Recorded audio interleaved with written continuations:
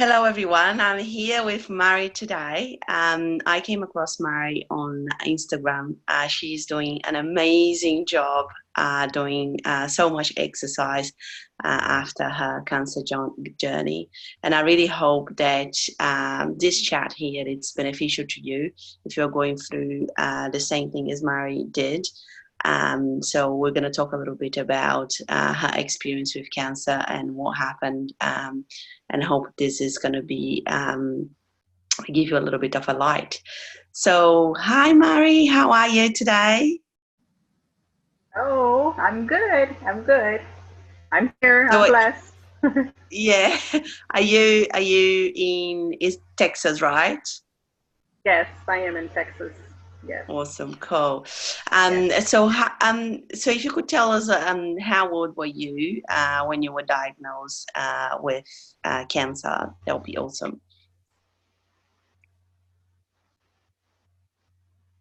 Okay, so basically it was in 2018. So at the time I was 44. Yeah, my birthday is in May, so I was diagnosed in December of 2018. 18. Okay, cool. And what were you feeling before you were diagnosed? Were you feeling anything in particular, or? So let me back up just for a minute. You know, we used to live in Georgia, and some of the things that I had started feeling like fatigue and tiredness, and my body just wasn't feeling right for a few years. It just had gone on like that, and I was back and forth with the doctors. Fast forward, we moved to Texas, and it just so happened that it just seemed like it got worse. You know, the symptoms were getting worse. I eventually made it back to a doctor again. I found a doctor. What was that? How many years would you say that you were not feeling well? I would say at least 2.5 to 3 years. It was quite a while. And the only thing that ever came up, was my white blood count was always low. That was it. Yeah. That was it. And so fast forward, when we moved here to Texas, of course, I had to go back, tell my doctor everything that I've been telling the doctors before in Georgia. And I was going back and forth. And, you know, I would tell my husband, I said, I bet my doctor just thinks like I'm crazy or like I'm making up something. But I would tell her, there is something. And so it didn't matter how crazy I may have looked, I kept on going. So I went through the mammograms, I went through another blood test, I went through exams, exam after exam. Nothing came up. The only thing, again, was the white blood count was low. So and could they give any explanation for the white cells being low, or did they just say, nothing? And I there was no explanation. There wasn't any explanation. So then to fast forward, I had done all my exams. Everything was done. I believe it was towards the end of September in 2018. And then November timeframe came around, and I found the cancer myself. So, yes, I was the one who found it. So you found a lump. Yes, I was taking a shower, and you know, sometimes your towel gets a little wadded up, whatever. And I thought, okay, you know, towel's funny, whatever. So then I wiped again, and I was like, okay. So I dropped the towel, and I touched, and I was like, whoa. I mean, I don't recall even a lump being there. That's the thing. I mean, this was from September until November. I never felt anything. And then all of a sudden it just was there. But you know what? As soon as I felt that, I knew what it was. I knew. Yeah. It gives me goosebumps when you say that, because we know our bodies more than anybody. And like I said, you know, when doctors, you know, look at you and you think something is wrong, you need to give me an answer. It's really difficult. Yes. So was it a big lump already? It was good enough that I was able to grab it like that. God. So, yeah, and so needless to say, no. So this was over Thanksgiving. So we had people Oh, here. We had my family. We had friends. When I called my husband into the bathroom, I had to pull myself together really quick, and I had to tell him, let's just go out there and enjoy Thanksgiving. And we yeah, did, with that in the back of our mind, knowing that yeah, something, we're going to be dealing with something, and it's going to be something big here pretty soon. Mm-hmm. yeah. So then, and then, so you did again a biopsy, or did you go for Oh the my whole goodness. test again? Did you have to go for the whole thing again, It, mammogram? okay, so it went so fast. I think I contacted the doctor's office the next day, and I just remember going from November till December. It took a few weeks, of course, you know, with all the tests that they ran. I mean, I went from mammogram, biopsy, I don't know, all these different scans. And I mean, by the time everything came back, you know, it was positive. Yes. And what cancer did you have? So I had TNBC, which is triple negative breast cancer, IDC, and ductile carcinoma. So with the high stage 2, but they just went ahead and said, we're going to do it as a stage 2, grade 3. Right. So, Yes. just for people that don't fully understand, am I right to think that the triple negative, it's very hard to diagnose as well, isn't it? It's the hardest one to diagnose. Yes, it's the hardest one, and it is the hardest one to treat. Yes. Because they haven't, yeah, so it's not a hormonal, they don't have the same hormonal receptors as the normal the normal breast cancers. Yes. Yes. Yes. So then So, from, yeah, so go on, and then you, yeah, so okay, so then from there, like I said, it went by so quick. And you know, I have to say where I'm at, my doctor moved so quickly. I mean, I've got to give her, you know, from then on when she knew what I was dealing with, between her and the oncologist and the fact of where I'm at, we are in an area where there's a lot of really good cancer facilities, and they're doing a lot of research all the time. So, I mean, they were on top of it. They really got me going. And by January 7th of 2019, I started treatment. wow. So Yes. that was pretty quick. So, so what was the plan? First treatment, and then, Yes. First chemo. So that was a 6-month ordeal. And then after that, then it went from chemo, then it went to surgery. And surgery, I chose to do lumpectomy. And then after that, then it was radiation. right. And the chemo, All was it my every treatment was three done. weeks? Okay, so I started off I'm trying to remember my whole process. Oh my goodness. Okay, so it started off every couple weeks. And then after Yeah, that, then we went from that to having to go in weekly. Yes. right. Yes. Towards like to kind of bump towards their surgery time. Exactly. Yes. Yes.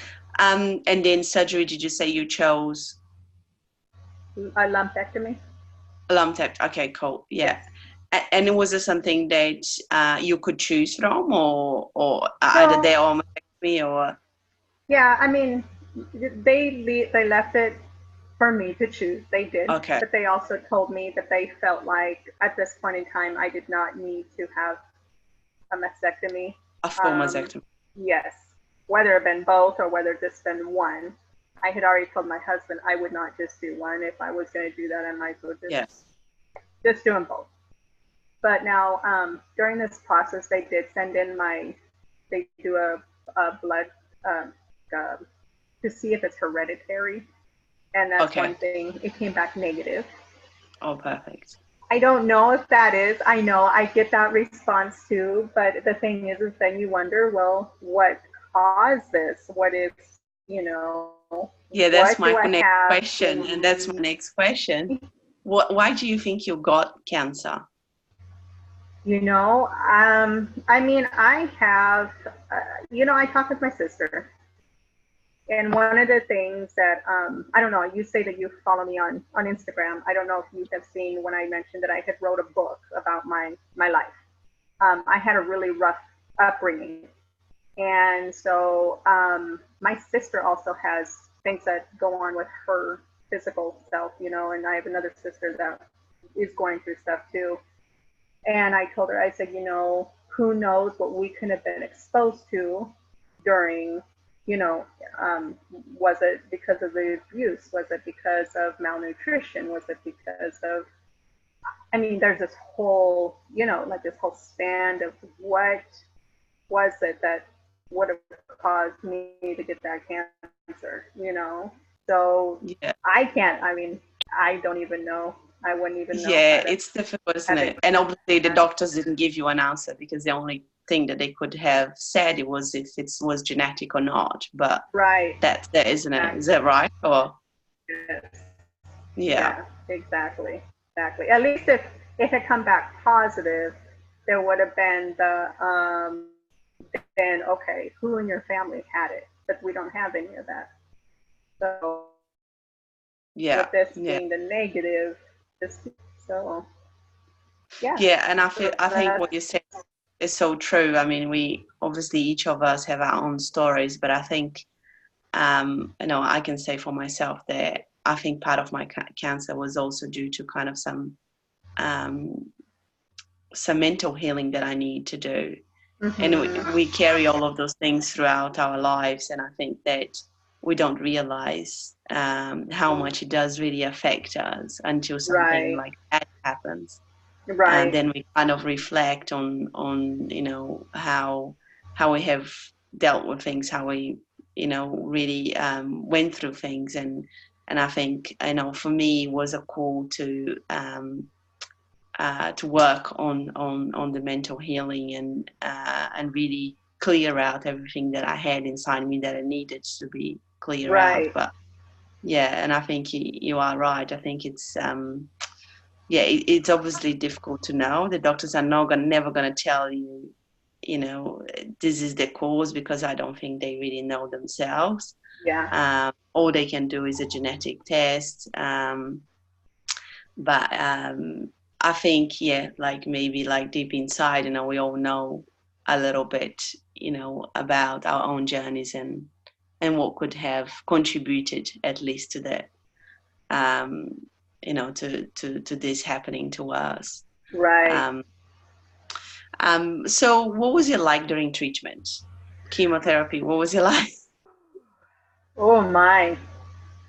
What was your, I were you healthy before? Like, were you doing the same amount of exercises you're So doing now? yes, I had worked myself up to half marathons. My goal actually, I wanted to really do a full marathon, and so that's what I was working up to. I had changed my way of eating, not to the extent that I do now, but I Yeah. did change. And I think I was just I was working full time. I was a caregiver. I was doing everything.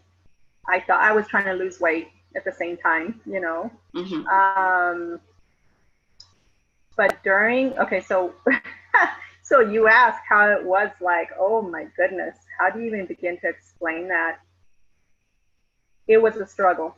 It was a struggle because I also at the same time I was on this group on a breast cancer group on Facebook. And you know, you have like just like we had talked about, you have people that deal with things in a very positive way. You have people Yeah. that negative way. And you know, I respect everybody, how everybody chooses to deal with things. And but at the same time, when you're going through something like that, you don't want to hear a lot of the No. negativity. You don't want to you especially if that's not the type of person you are. Okay, because Yeah. I'm not. And I from the get-go, I had told myself, hey, you got to keep everything about you. You got to keep your faith. You got to keep your hope. You got to keep your positivity. You got to Yeah. smile, even if you don't feel like smiling. Yeah. And Yeah. I told my doctor, okay, when we were sitting in there, and I told my oncologist, when he found out how much running I was doing, he says, "You're crazy."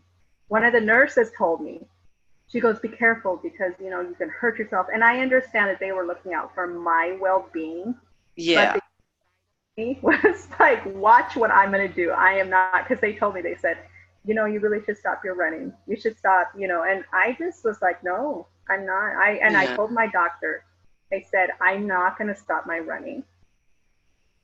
Although I had to be realistic, I couldn't keep up with the 13 miles. I tried. I really tried. That was tough. I felt like I had cement in my legs. My husband would follow me on the bike, and I would be crying because I was so frustrated because I couldn't run as fast, Oh, or because I couldn't get up a hill like I used to be able to. And he oh. wouldn't come beside me because then he knew it'd make me mad. Yeah. Stay behind me. And So by he the would just way, he stay was on a behind me. bike, Yes. And he and was you like, were on your. and so it was such a challenge though, and I hated it. I did not like the fact, I I didn't like that, but I guess at the same time, maybe it's something I kind of needed. Maybe it was something I Yeah. kind of needed to kind of say, hey, come on, pull yourself back for a minute, you know, Yeah. in a Give yourself roundabout. slack, right? Like, you're going through chemotherapy. Like, Yes. yeah, yeah, I can Yeah. imagine that. Yeah, I had like every 2 week cycles. And on the second week, when I had kind of more energy to do more exercise, I used to say to my husband every single time, am I doing enough exercise? Am I doing Yeah. enough exercise? And he would be like, you ask me that question every day on that same day, like before your next cycle. And I'm like, no, but maybe I should be doing more. And yeah, it's incredibly, like, how you can put so much pressure on yourself, but good on you for having done that. That's amazing. So Yes. when you say your oncologist and your nurses were telling you need to stop your running, did they talk to you about the research that had been done in around exercise? No. The only thing that they would tell me is their research as far as people getting hurt. As far as if you were to fall down and let's say you skinned your knee or you broke something, that might be harder for Oh, you to okay. So heal. that's what the okay. So that's the route they were looking at. They were looking at the fact that, And, hey, I know that this exercise is going to help me. So they're wow. looking at it from a very, Okay. very medical. With your Like, chemotherapy, did you lose? One of the side effects with my chemotherapy could be that you could lose your balance. mhm. I didn't feel that, but did you have that as well? Is that why they were worried, or just they were worried because you could have an accident? I think they were more worried that I could have an accident. That's the Okay. thing. And then, of course, I was honest with my oncologist when he would say, okay, so what's going on? What are you thinking? Some of the things. And one of the things was, like I said, my legs felt like there was cement in them. I mean, it felt heavy. It felt really heavy. And I Yeah. was having a really hard time. Oh, man. I mean, even to start the run, I mean, it was just like, but once I got it going, it was okay. But I knew too, I would get going. And then all of a sudden, it just felt like, it was terrible. Yeah, it was terrible. So then you would have the cycles every, did you say, was it three? So did Every you have to stay in hospital, or could you just go home No, after? no, I could go home. Okay, Yeah, good. Yeah. yes.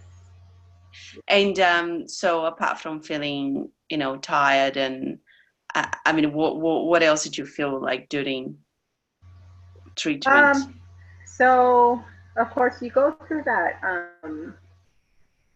like leave me alone stage. This Yeah. everybody quit giving me advice. Everybody quit telling me, oh, you're just a strong person. You're just this. I mean, I loved hearing it. You know what I'm saying? But at the same time, I think emotionally, mentally, it's something I had to see for myself, and it's something I had to be able to believe, I guess, in myself too. So what I started Mhm. doing is I started writing on my mirror. I would write on my mirror, even if it was a Bible verse, even if it was a word, even That's if it awesome. was just saying, you know, you're worth it today. Or I would just, you know, I think that was the part that it just, after a while, it was just like, okay, I don't need to hear everybody. I need to hear myself, you know? Yeah. Mm. And I think I felt that in that way, it's easier for you to fill to keep your cup filled, right? Because there is a lot of people out there that, like you said before, are not in the same positive mindset as you. And while you're going through this, I felt that, you know, I couldn't afford to have anything that would empty my cup. I needed to have at all times, you know, that positivity, that you know, that fighting me to get through it. Yeah, I think, but that's amazing. You did some writing. Is something that I kind of regret that I didn't do, and I think that I read a lot, but I didn't do a lot writing. I think that is so healing to do writing, you know, like especially when you're actually going through, you know, on a day-to-day basis. I think that is awesome that you did that. So and then surgery, was it? How was surgery? Was it hard as well, or was it kind of a quick process? Or So, I mean, honestly, it wasn't as hard as I thought it was going to be. I think it only took me, of course, the first week. Everything was a little tender, but even now, I'm still kind of healing from it. You know, they did have to remove a few lymph nodes, and he took out. Okay, so like there was the tumor, but he went around it, so it kind of, that way then he made sure that he got, if there was any extra that they couldn't see, you know. So but I, you know what, I cannot complain about the surgery. I mean, it went exceptionally well. Awesome. And then you had radiation. Did you have much, or? Yes, so I had 6 weeks of radiation. That was daily. Yes. Okay. Yeah. And how was that? So that, it was fine. I think towards the end of it, I was getting very agitated. I just wanted everything done. You know, I just was like, please just let me just be done with this. And because it was a 45-minute to an hour drive away, for one thing, because of traffic. Granted, it usually wouldn't take that long, but because of traffic, it did take that long to get home. It only took about maybe 20 minutes, you know, but to go. So I knew every day I just, okay, here we go, Monday through Friday, you know, 10, 15 minutes in, okay, back out, in, out, in, out. It just, after a minute, it was like, can we be done with this now, please? And then after that, the plan was, that is it, like, you don't need anything else, or do you need to take any medication now? Okay, so no medication, but I am on a 5-year check-in. Like, I basically go in every few months now. They do have to keep an eye on the blood work and keep an eye on everything, do mammograms, talk to the doctor, whatever screens they think they need. So yeah, that's kind of where I'm at now. And did you work during treatment, or could you work, or no? I told myself I was going to. My husband wasn't going to have it, for one thing. No, not with the type of work I did. It was very demanding work. And so, but honestly, during the chemo and all that, I probably would have had to quit at least the second treatment, because it was really, it took a lot. It took a lot. So. Yeah. And what would you say were the main things that kind of got you through treatment, you know, when it was really a struggle and it was hard going? So one of the things that my husband did when he found out that I had cancer, he surprised me with a puppy, a little schnauzer. I don't know if you've seen those pictures that I've been posting. So her name is 𝗪𝗪𝗪𝗪. Yes, her name is 𝗪𝗪𝗪𝗪, which means hope. And so in Japanese. And so that was one thing. So she always was by me. I also I call him my grandperson. So it's a dog. So anyway, so I also have him, and I run with him quite a bit too. And then, you know, my girls moved back with us to help us out. Each one did their own, you know, everybody has their own way of helping. And so, even if it was just a simple, hey, what do you need today? Or, hey, how are you doing? Or, do you need Mm. any? I also have a granddaughter that is, well, now she's going to be 5 pretty soon. So she was Yeah. one, she just kept a smile on my face. Of course, my husband. Um, but, above it all, I think it was my faith. And I'm a Christian, so I do believe in God. And so one of the things that just kept me, I prayed, and I had some really close friends of mine, and that I just felt like there was so much prayer around me. I felt like I had a bubble around me all the time. And I felt like I was just like being lifted up, whether I could see people or not. I had so many people sending me messages and you don't know it, but I'm praying for you, and you're gonna be That's okay. And I mean, it was really neat. It was really neat. Yeah, I even had yeah. strangers reach out to me. I mean, and that's when strangers can do that, that just tells you a lot about those people. So I Yeah. think stuff like that just really kept me. Ooh, and ice cream. A vanilla ice cream, but it hadn't been it was lactose intolerant. It was a healthy, real healthy, good ice cream. Because Yeah. of course, when you're going through chemo, your taste buds change anyways. Yeah. So that was, ice cream, lettuce wraps were another thing. Was very choosy about what I ate. I had to be, some of the food was just nasty. Some of Because it were was you feeling really nauseous, or were you feeling very sick? so yeah, at times it was nauseous. I thank God I never threw up. Thank goodness for that. But and my doctors kept me on a really if I need. They just knew what pills to give to me, and they knew what I needed for the most part. So Yeah. Like the anti-nausea tablets and things like that, really yes. strong. Yeah, And I yeah. kept up with all of it, even though some of it was just, you can still just taste things, and it just, Yeah. so I mean, like maybe one week all I wanted was a potato, and that was it. so it's just so funny the things that you go through. Ginger ale now though, I cannot look at a ginger ale or taste it. Yeah. Gross. Anymore. I can't Yeah. do it. Yes. And Yeah. have you changed much in your life since cancer? Breads, tortillas. I used to eat a lot of breads and tortillas. I like to have my chewy candies, but now what I'm doing, it's not that I like completely cut that out, because like every now and then I'm like, I deserve to have a chewy candy. But I'm just limiting myself. I'm limiting myself to, I try really hard not to eat a lot of heavy food. Not to say if I go out to eat, I'll enjoy a meal. But if I have that option, I tell my husband, can we go somewhere where at least I have good choices? Yeah. So, And I never was a pot drinker, so that was never an issue. Waters, I drink a lot of water. I'm sure my intake has even probably doubled since cancer. Just knowing how important water is, it's natural. There's nothing added to it, so unless you add something to it. And what about like mentally and even you mentioned that you believe in God spiritually. Like, have you changed anything around that too? I think I my eyes were just opened up. I mean, you know how it is. Like you go through something so hard like that it could have turned one or two ways. Okay.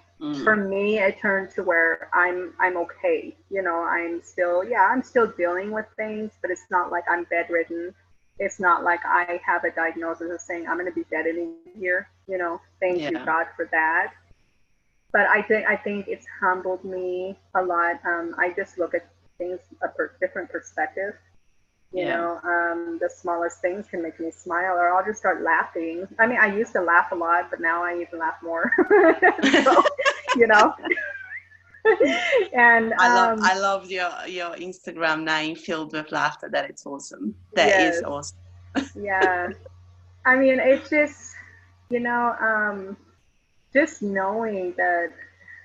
I mean, yeah, I love the people that I follow on Instagram because everybody has such a wide story, you know, and we're all doing this together. It's just like you know, we're helping each other, whether we see it or not. We are, Mm, you know.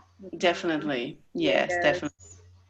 Yeah. And did you have anybody close to you that have had cancer? So, or was it kind of a, you know, a completely new thing So to no, you? so nobody that was extremely close to me. However, I did have an in-law that her dad. So during the time that I was going through this, her dad was dying of cancer, and he actually did pass away. So she would reach out to me a lot. That's the other thing too. I didn't talk about my diagnosis with everybody. I think you pick and Mm-hmm. choose because you know not everybody's going to understand what you're going through, No. especially if they're not dealing with it, and especially if they don't know what you're dealing with. Not that she fully understood because she wasn't going through it, but her dad was, and he had a serious cancer, of course, that killed him. And so it was nice to be able to reach out to her. Um, and just even if I just said, hey, I'm just feeling so yucky today, or today I had a good day. It wasn't even, you know, it was just short messages. Yeah, yeah. So other than that, no, cancer was never a conversation in our home. It never was something that my husband and I even talked Yeah. about. Same here, yeah. So Yeah, when I they mean, told you, like back to when they told you and confirmed with you, you have cancer, do you remember that moment and, you know, oh how you yeah. felt about? You know, I think at that time, I remember, okay, so I was by myself. I was by Oh, myself, my husband, and yeah, he knew I was going to the doctor. I was doing all that, but I told him, I said, up until we find out what's going on, let's not have you missing work. Let's not, you know. yeah.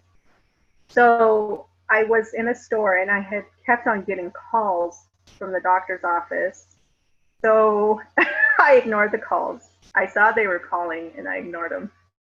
Oh, So I just was like, I'll answer it. I'll call them back when I'm done. Because what was I shopping for? I was shopping for something that I think it was just like holiday stuff or something. I get really lost in that. And I just wanted to enjoy myself.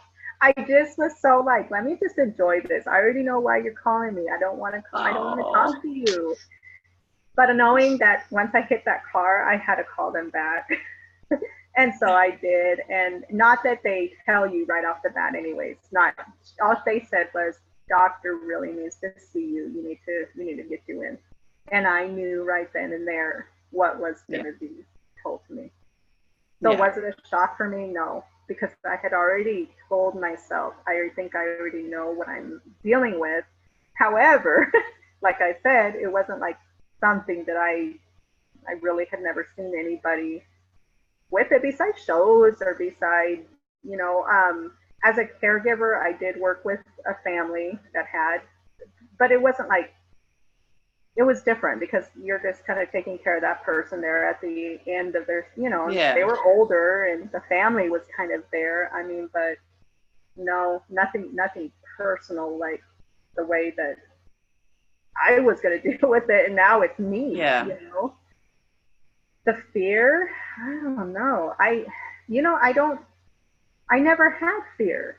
I think what did happen though is my survival instincts from the time I was little really kicked in. And I think that's what just said, hey, you're going to face this because remember, and Yeah. I do remember in my mind, I remember telling myself, you faced this as a kid, you did this as a kid, you survived because, you know, and I think I went back to that and said, you're going to fight and you're going to get through this, regardless of Awesome. how long it was going to take, you know? That's beautiful. Mm-hmm. That's beautiful. Have you been able to find any positives on this journey? I know that it's always a hard one, but I think you have mentioned, a few. But like, how, have you been able to find um, any particular thing positive in this journey? I think it's just like a positive.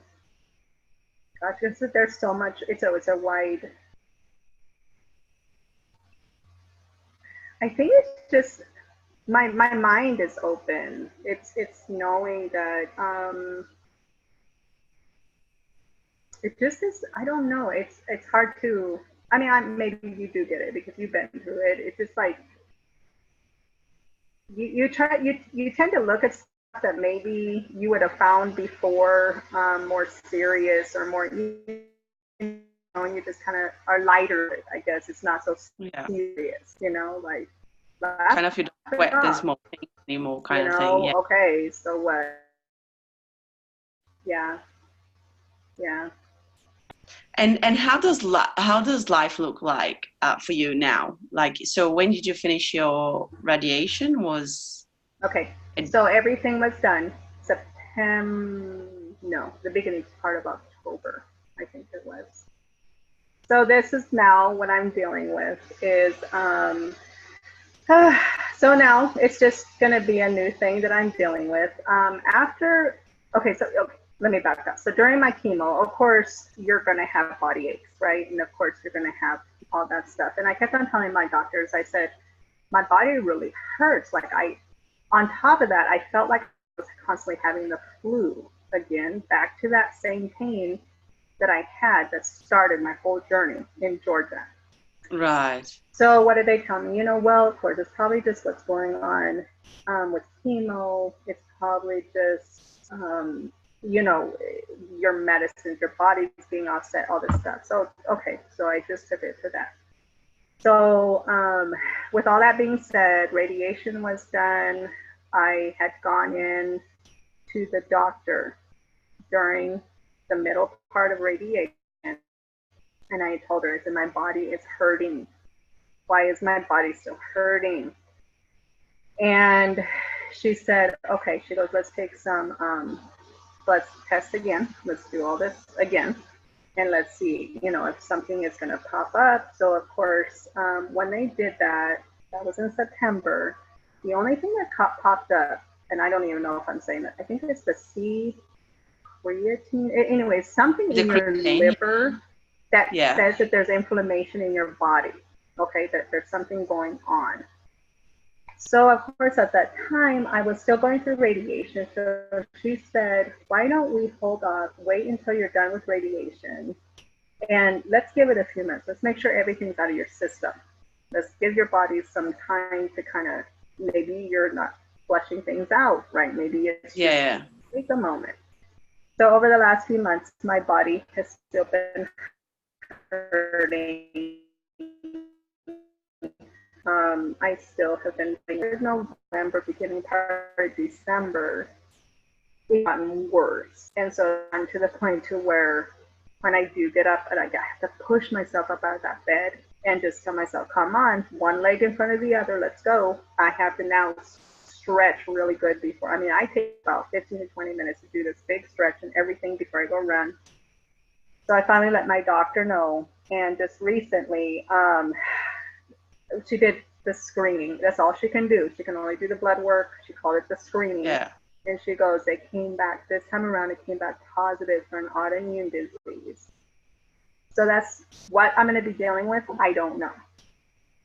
That's a wide variety. There's so much there.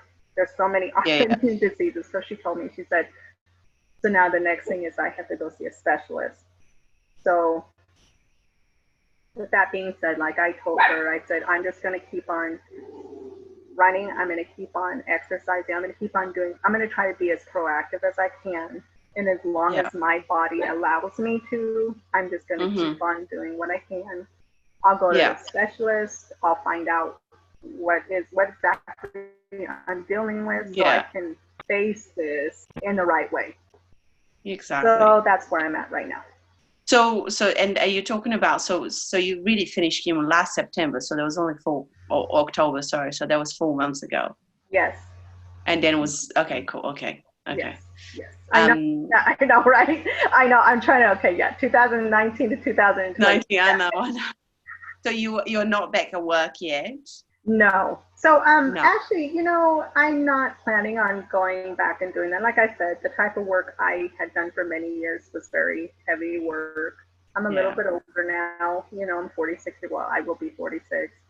And caregiving, just, I don't think, for as much as I did like doing it, I don't think it's something I'm going to go back to Yeah. anymore. You know, Yeah. so Yeah. Yeah. I've hung my hat up on that, and now I'm trying this new thing, making breads from home and selling, and It's just awesome. trying to seeing where I'm going to give it about a year. I'm going to see how this goes, you Good. know, and Yeah. I mean, who knows? So, Yeah. you know, Awesome. I mean, I just look at it like I have options. I can do this. I can do that. It's not like I Perfect. really have to To really go work. back to work and Yes. yeah, rush back into work and yeah, that's awesome. Yeah. Yes. Now, that is a hard question. If you were to meet somebody who has just been diagnosed with the exact same cancer as you had, triple negative, what would you say to that person?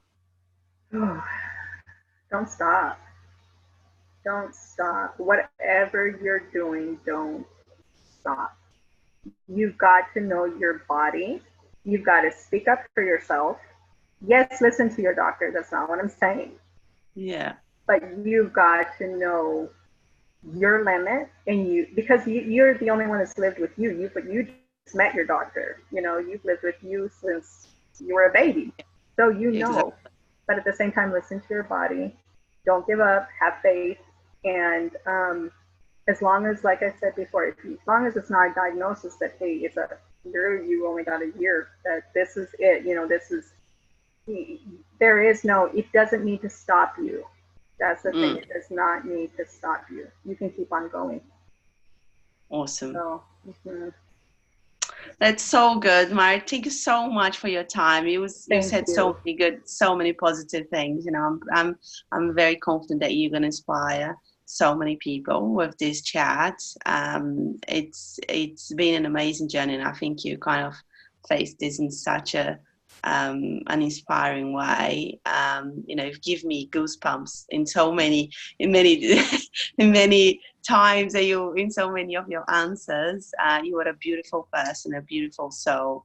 Thank you. Um, I'm very sure that you know you're gonna have an awesome future, and you know, full of good health. And lots of, you know, hopefully new things and successful things ahead for you. So I really, really appreciate your time, Thank and thank you. you so much. Thank you. And thank you for inviting me. I really appreciate it. And I appreciate what you're doing. So I'm interested to see who else you're going to reach out to. And I love listening to other people's stories because, like I said, we're all in this together. So, yes. Awesome. Yeah, perfect. Thank you so much, Mari. Thank you. Bye. Bye.